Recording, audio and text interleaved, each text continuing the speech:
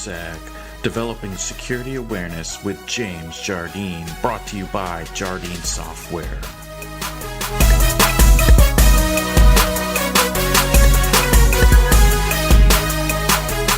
Hey everyone, welcome to this episode of the DevelopSec podcast.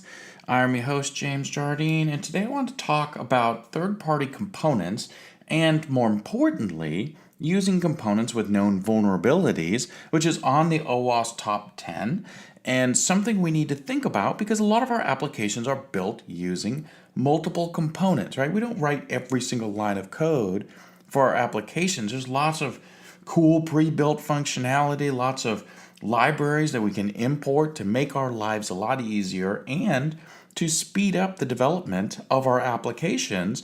So it's a win-win all around. But there's also the concern that what if you're using a third-party component and it has a vulnerability in it?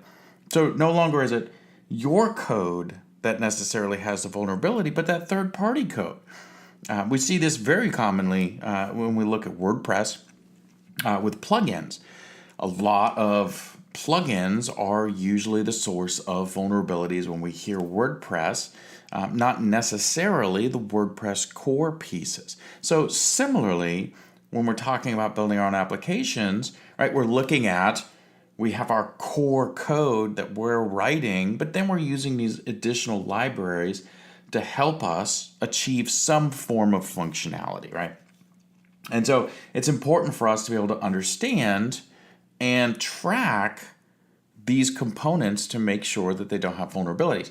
And one of the reasons this came up today, as I'm recording this, is because there was a recent post out on GitHub on their blog talking about introducing security alerts on GitHub. Now this works for JavaScript and Ruby only, but basically, they have the ability to do a dependency graph of your application to identify all the dependencies, and then they're going out and they're identifying publicly disclosed vulnerabilities. So these are vulnerabilities that are coming out of the National Vulnerability Database. It's a database anybody can go search.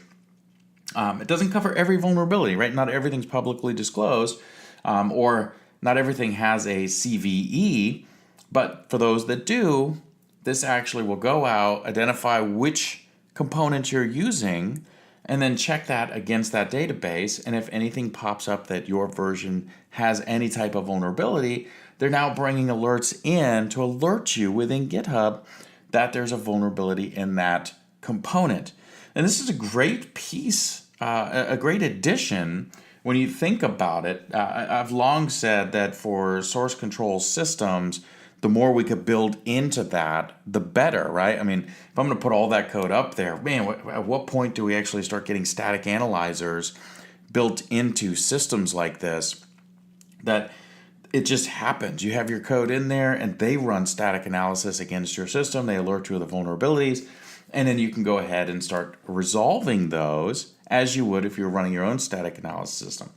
But we're not there yet, but fortunately, we're starting to go that route, and this is a great example of where we're seeing this embedded into a very popular source control framework or repository that's there to help you understand whether you have something vulnerable or not. Now, there's some other things that also help with this, so I want to cover those before I start talking a little bit more about inside of the third-party components in general. Another way you can go and identify this, now again, this was Ruby and JavaScript, so like your NPM packages. There's also, and this has been around for a while, it's out of OWASP, it's the OWASP Dependency Check project, which is pretty cool. It was started by Jeremy Long. I actually worked with him years ago. Really great guy, put together this tool that right now currently stably supports Java and .NET, but they're also experimentally supporting things like Ruby, Node.js, Python, some other languages. And the whole goal is, just like what we're talking about on the GitHub side, it looks at your application, identifies the dependencies, and then it goes out and checks that National Vulnerability Database feed and determines, hey, are you running a version that has a known vulnerability? And if so, we're going to go ahead and alert you to that. And so you can take appropriate steps. Lots of ways you can run OWASP dependency check. They have command line. They have lots of plugins for things like Maven, Jenkins, right? There's lots of ways that you can actually execute this.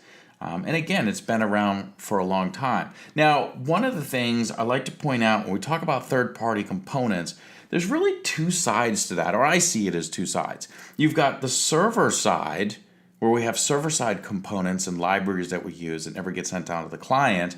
And then we have the client side, which is a bunch of those JavaScript components we use. Think of jQuery and Angular, JS, and all these different things, React, on the client side that we use versus all those that sit up on the server side, right? Where we have explicit dependencies stated on this within our application.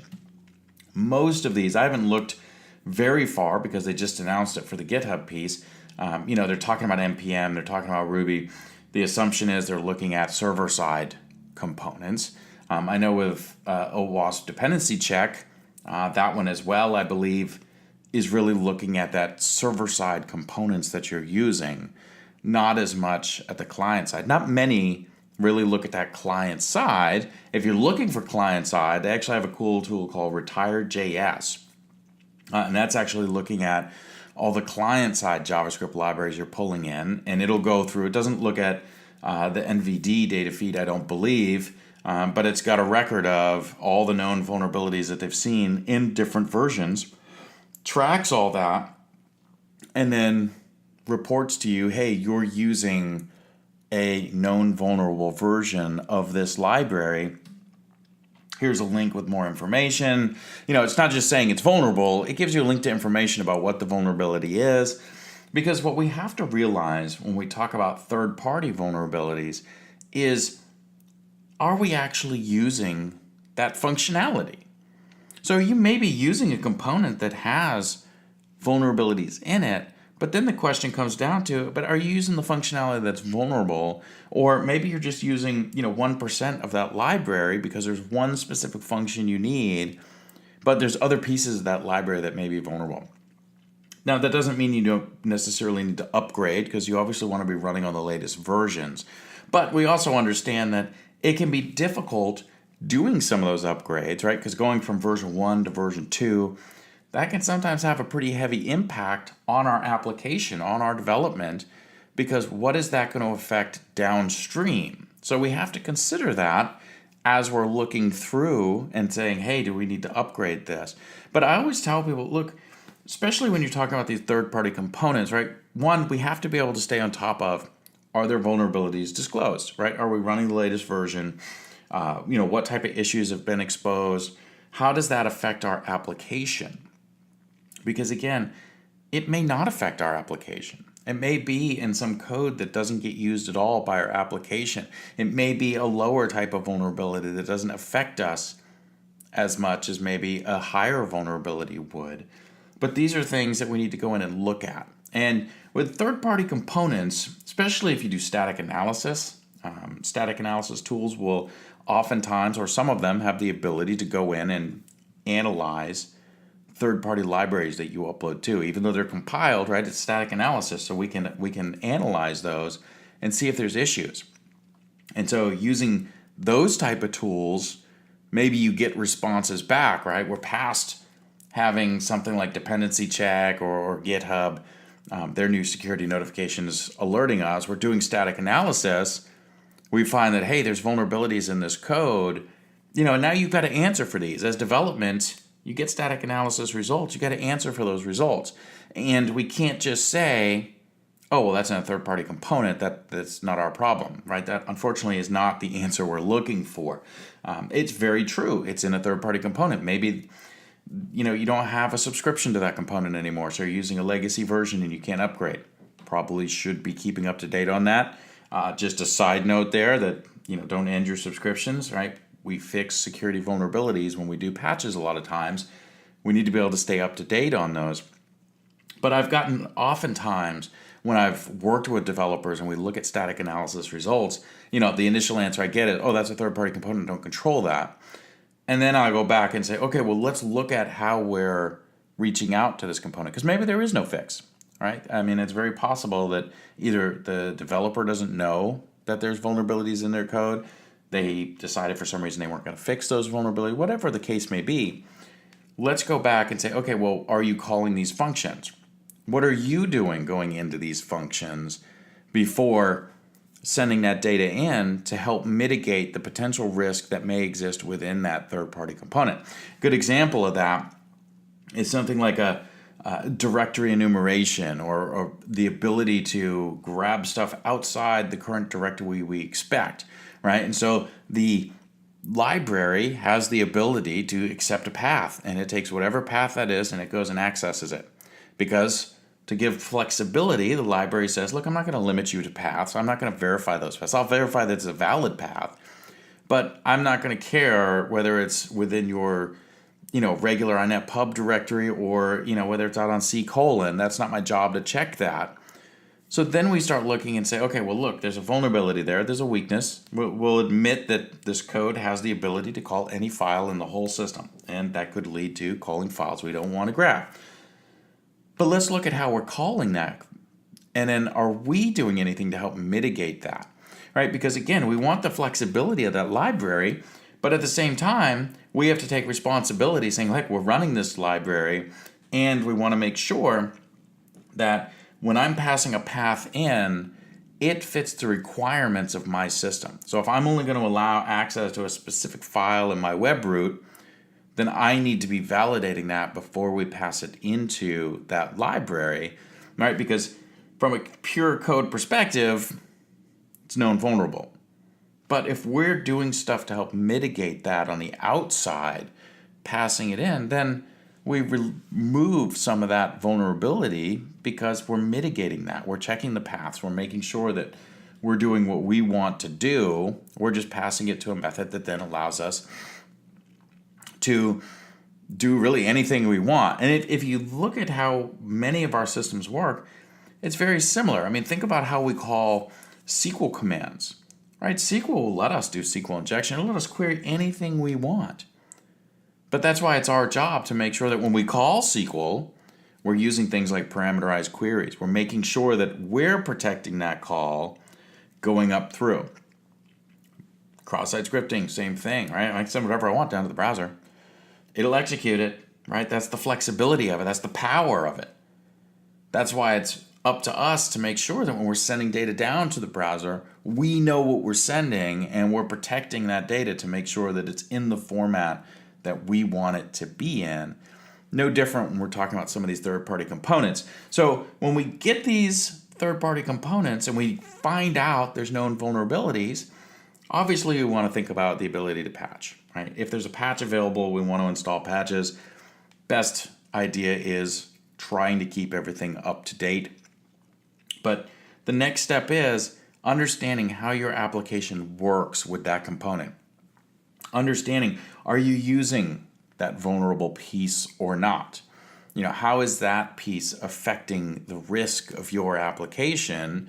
Again, we don't want to sit out there with known vulnerable components, but it may not be an hour change. It may be a huge endeavor to upgrade that piece, right? So making sure that when we're using components, we're doing these checks as we're passing stuff in, as we're receiving stuff, right? It's untrusted in that sense.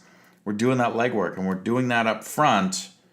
Then hopefully when things come out that, hey, there's known vulnerabilities in this, we have a better understanding of, one, hopefully our app is already kind of taking care of some of those mitigations because we're doing stuff on our side. But two, we know whether that's functionality we're touching or functionality we're not touching. Okay, vulnerability that I can't get to is pretty small concern because I can't get to it. Right? One that I can easily get to and control, that's a lot bigger concern. So also make sure as we're using all these different components is that we're tracking them. I always talk about asset inventory and not, how many computers we have in the system, but what applications do we have? Of those applications, what's the data classification? What is the type of third-party components that are used? What are links to those components? How are we tracking if there's vulnerabilities in those components? Is there news feeds that we can follow? Did they have some sort of site that you can go check for latest releases to see this? How are we tracking that? And is this asset inventory somewhat searchable that if a news release comes out and says, hey, new vulnerability found in this component, can I quickly identify which systems I have that are using that component, so that way I can quickly narrow down and say, okay, I need to go talk with these people. I need to understand, are we vulnerable? What's our stance on this? What's the risk that's created by this now being released that it's got a known vulnerable piece? How do we move forward? And that's really the goal, right? Is we're trying to understand the risk and understand how we're going to move forward. So just remember, right, there's two differences or two sides to this. You got the server side, you got the client side. Some cool ways to do it. If you're using GitHub, you can use the security notifications. It's automatically enabled, I guess, on public repositories. You have to go in and enable it yourself. You have to opt into it on private repositories. But might be a good idea to consider to go in and look at those. And then look at things like OWASP Dependency Check to be able to implement that into your systems and have ways to be able to identify when you have known vulnerable components. Just remember, it's not going to list every vulnerability because not everything is publicly exposed or disclosed. So if it's not carrying a CVE, if it's not in the NVD, there's a good chance it's not going to be picked up that way. But this is also why we're looking for those news feeds or that web page to go to for the components developers to be able to track when there's changes and how we can address those within our applications. So hopefully, I think it's been a while if we even have ever talked about this. This helps clarify a little bit about third-party components. If you're talking OWASP, you're talking about on the 2013 list, and it was A9 using components with known vulnerabilities. This is stuff we're looking for and trying to make sure that we're keeping track of, that we're keeping on top of. Little things like this that slip through the cracks and then leave us vulnerable. That's what we're trying to avoid. So check out some of those tools. I'll put some links to the different tools in the notes for the show. But other than that, I appreciate everybody listening. I hope everybody has a great holiday season as things start ramping up. We are getting near the middle of November here when I recorded this. And hope everything's going well for everybody. Send any feedback, james@developsec.com, or hit me up at DevelopSec on Twitter. And we'll catch you on the next episode. You have been listening to the DevelopSec podcast with James Jardine. Follow us on Twitter at DevelopSec and visit our website at www.developsec.com for more episodes and information.